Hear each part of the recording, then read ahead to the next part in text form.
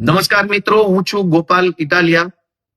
2 દિવસીય ગુજરાતના પ્રવાસ ઉપર આમ આદમી પાર્ટીના રાષ્ટ્રીય કન્વીનર અરવિંદ કેજરીવાલજી આવી રહ્યા છે.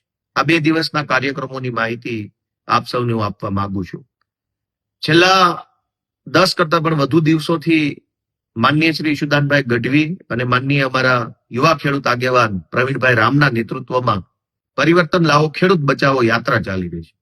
ગામડે ગામડે ખૂબ વિશાળ જન પ્રતિસાદ મળી રહ્યો છે. જે રીતે ગુજરાતમાં 30 વર્ષથી ભાજપની સરકાર હોવા છતાં પણ સિંચાઈનું પાણી, વીજળી, ખાતર, જમીન મહેસૂલની બાબતો હોય કે ટેકાના ભાવે ખરીદી હોય, બિયારણની બાબત હોય, તમામ ક્ષેત્રમાં ખેડૂત દુખી છે. ત્યારે પરિવર્તન એ જ ઉપાય, પરિવર્તન લાવવાથી જ ગુજરાતના ગામડાઓ, ખેતી અને ખેડૂત અને ખેત મજૂરોનું ભલું થશે એવો સંદેશ લઈને પ્રવીણભાઈ અને ઈશુદાનભાઈ જે યાત્રા લઈને નીકળ્યા છે એ યાત્રાનું સમાપન આવતીકાલે એટલે કે 8 માર્ચ 2026 ના રોજ ગાંધીનગર ખાતે રામકથા મેદાનમાં થવાનું છે.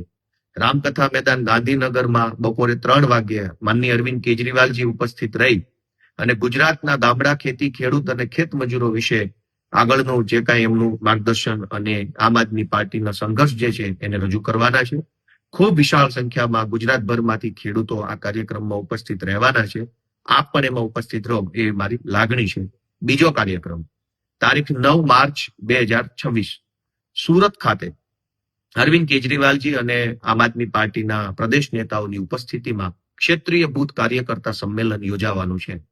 9મી માર્ચના રોજ બપોરે 3 વાગ્યે મોટા વરાછાની બાજુમાં ગોઠાણ ગામ પાસે અરવિંદ કેજરીવાલજીની ઉપસ્થિતિ રહેશે. આમ આદમી પાર્ટી છેલ્લા લાંબા સમયથી સંગઠનનું જે કામ કરી રહી છે, ડોર ટુ ડોર પ્રચાર, નાની જનસભાઓ, મહોલ્લા સભાઓ, વ્યક્તિગત મિટિંગો, સોશિયલ મીડિયા કેમ્પેન, આ બધા જ કાર્યક્રમો કરીને આમ આદમી પાર્ટીએ એક સંગઠનની વિશાળ તાકાત ઊભી કરી છે. એક નેટવર્ક ઊભું કર્યું છે. ગામ, ઘર સુધી, વ્યક્તિ સુધી નેટવર્ક ઊભું કર્યું છે.